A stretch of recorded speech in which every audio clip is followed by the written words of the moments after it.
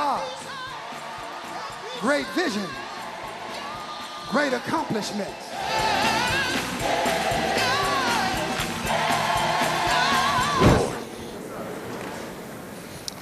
Because if you don't wait on the Lord, some false spirit will come along and say it's God and deceive you. Some spirit of Ishmael will overwhelm you and give you a soft answer to a hard issue. And sometimes, no matter how desperately you need God to move, you just gotta wait and trust him that he knows when and he knows how to bless you. We're living in tough times, brothers and sisters.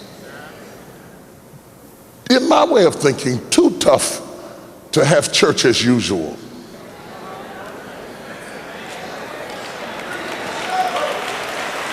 Too tough to go through routines and religiosity. Too tough to worry about who sits where and who stands and who sits too. Maybe it's not tough where you are, but it's tough. People, everything is being challenged, having to make changes. Government having to make changes. Major corporations closing down, shutting down, downsizing, rearranging how they do things to fit within the crisis of the times in which we live. Universities changing their policies, going to online services, trying to make the appropriate adjustments to fit within the complexities of the times that we live in. These are challenging times, and some would suggest that it has been backbreaking. Even denominations are facing challenges. People are not as loyal to denominations as they once were. They used to be, if you grew up Baptist and you moved to another city, you wanted to be referred to the Baptist church in your city. The AME church, which my father and all of his family were affiliated with, you went to the next AME church in your city. People were really tied to denominations. Now denominations are struggling a little bit, trying to figure out this new generation. They just think different, they act different, they move different. There are no givens anymore. There are no givens. I just read in the paper the other day, a major, well-known, influential, pioneer, mega church that before any of us could figure out how to pastor a large quantity of people, the forerunner, leader, filing bankruptcy. People are being shaken today. You're not so certain anymore. God sends a shaking sometimes to shake us out of our comfort zone.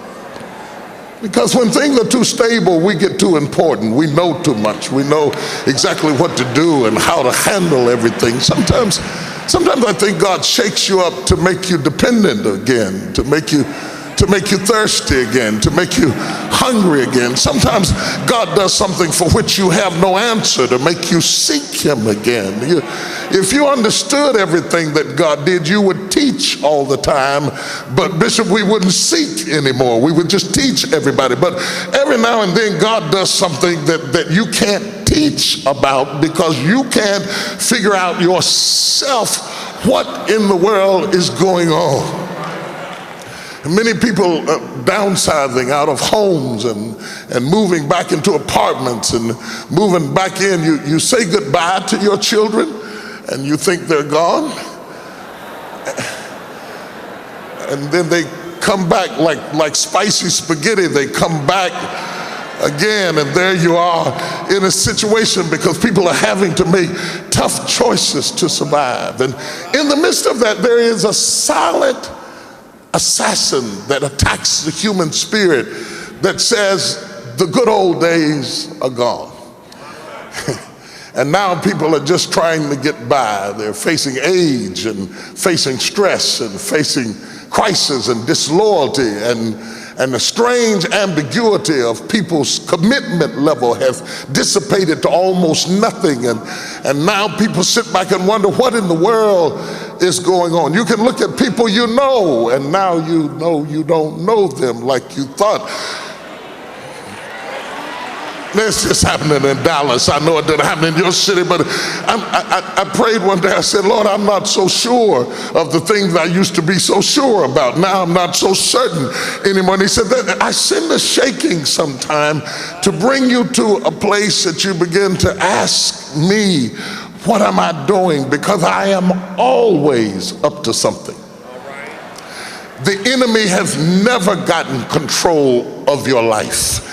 Your life is in my hands. Your time is in my hands. Your circumstances is in my hands. And if it's shaking, it's not shaking because I can't stop it or can't fix it. Or it's not shaking because the enemy has more power than me. It's shaking because I'm accomplishing something in the earth, and I won't let you shake any more than what I need to make it shake to accomplish what I'm trying to accomplish in my life. If I don't shake you, you'll become too stoic and staid. If I don't shake you, you'll become too traditional and rigid. If I don't shake you, you'll become self-righteous and judgmental. If I don't shake you, you'll become pious and look down your nose at people. If I don't shake you, you won't pray like you really need to pray. If I don't shake you, you'll walk around with your nose in the air and think you know everything. But when I shake you, it may not look like a blessing, but it's still a blessing because I love you too much to leave you stuck in a state of ignorance. I'll shake you to bring you to your knees because I'm waiting on you to seek my face. Somebody in here knows what it is to be shaken. In our text, there is a strange paradoxical situation. Two generations coming out of 70 years of oppressive captivity, both generations extremely happy to be free, but responding to the freedom totally differently. They have been in captivity for 70 years. It was difficult to make a free man captive. If you've always been captive, it's no problem. But if you've ever been free and you find yourself captive emotionally or financially, being broke isn't bad if you never had money. I grew up thinking ketchup was spaghetti sauce. It didn't bother me at the time. But once you have experienced liberty and then go broke, it becomes a whole different set of circumstances. These men were free and then ensnared by Babylon and brought down to captivity. History says that when the Babylonians took over their empire, they raped their daughters. Now, I have two daughters, so if they raped their daughters, they castrated their sons. And they left Jerusalem with blood running down their legs, bleeding, and chains around their ankles. And they said, if I forget Jerusalem, let my tongue cleave to the roof of my mouth. If I forget Jerusalem, its beauty, let my tongue just be stuck in the top of my head. They walked away from Jerusalem pledging, I will never forget where you were in my life and what God showed me through you. And no matter where they take me, I will not lose sight of who I am. The challenge with going on in life is if you're not careful, you can lose sight of who you are and become who people think you are and lose the rich chance of being yourself. They can change our names, but we'll still know who we are.